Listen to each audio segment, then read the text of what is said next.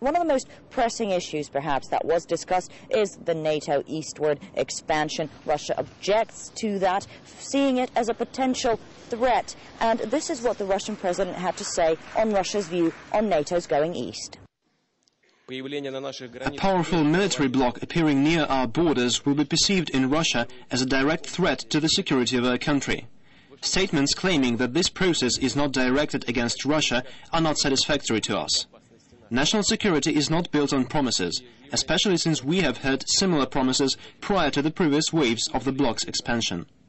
Now, of course, that wasn't the only issue that was raised, and the journalists did want to know about all of the issues that Russia has expressed its opinion upon. One of those touched was the status of the CFE treaty. Russia wants a ratified version to be adopted, but since it hasn't happened, Russia has pulled out of that treaty, and the status of it was discussed at length. A lot of members of the press got to put their question forward. Amongst them was my colleague Alexandra Kosharnitska, who managed to put in a question about some Western sources saying that a membership within the alliance automatically makes the country's status a democratic one. Was that true, and did the Russian president agree?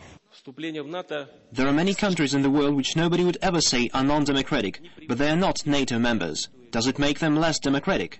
Or take the case of Ukraine. If it had been accepted into NATO, would it have become a democracy? What, is it not a democracy now? Entry to NATO, unfortunately, doesn't result automatically in the further democratization of any country. NATO is not a democratizator. Let's take the Baltic countries. In Latvia, there are hundreds of thousands of non-citizens, aliens, and such a state has been criticized by international organizations. This is a non-democratic state of society, and entry to NATO hasn't changed a thing for those hundreds of thousands of people. So this idea of NATO as a democratizing instrument has been overblown.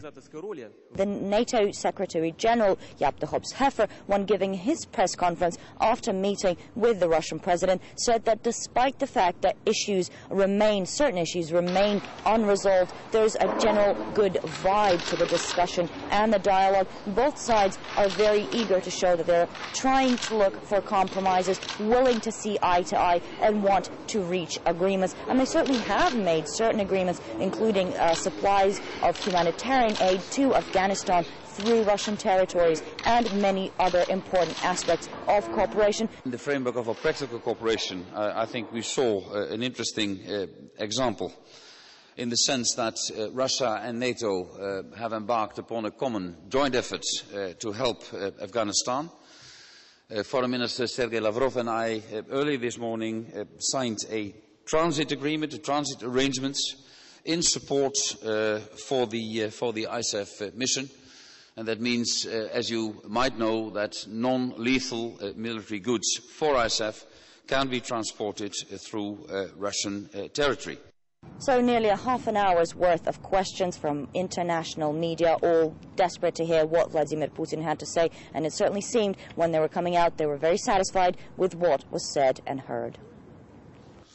And President Putin also took the opportunity to explain why Russia is not interested in joining NATO. Russia does not aspire to be a NATO member, thank God. In terms of providing for our safety, we are a self-sufficient country, and we don't intend to sacrifice part of our sovereignty to create the illusion of increasing our security. But we intend to cooperate with NATO as well as with other international organizations. And President Putin has clearly expressed his views on NATO's movement closer to Russian borders. And he said that the North Atlantic Treaty is still in force and that Russia's position should be respected. No one has gotten rid of the Washington Agreement. We have liquidated our bases in Cameroon, in Vietnam and Cuba. We've moved our troops out of Eastern Europe and got rid of heavy arms in Europe in general. But what did we get in return? A base in Romania, where we are now, a base in Bulgaria, AMD bases in Poland and the Czech Republic. This is all a movement of military infrastructure closer to our borders. Why don't we talk about this in the open, honestly and directly, with all our cards laid out on the table? We want open dialogue.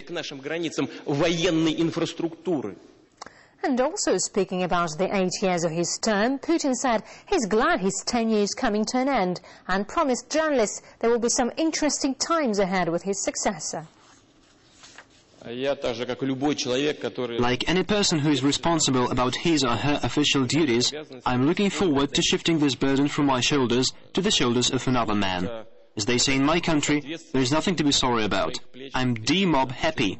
It's the end of my tenure. I think I've been working hard and efficiently. As for my successor, he's very well educated, and I think you'll have some interesting times with him.